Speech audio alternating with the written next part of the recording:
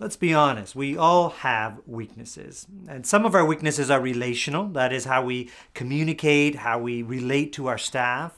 And some of our weaknesses are operational. Maybe we're not very good at setting budgets or meeting budgets, or maybe we're not good at strategic planning.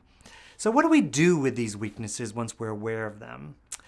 Our operational weaknesses are much more easily managed around. I know for me personally, I'm very aware of some of my operational weaknesses, and I've just hired around that. I've given other leaders in our organization the responsibility in those areas.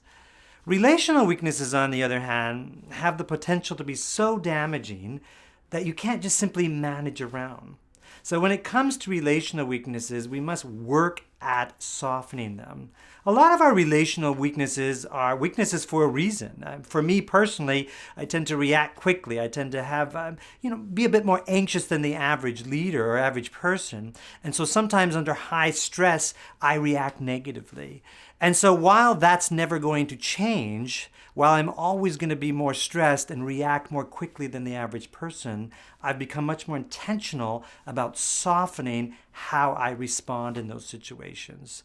And so operational weaknesses, feel free to manage around. I do. But when it comes to relational weaknesses, you really need to focus in on them and work to make them not as pronounced as they currently are.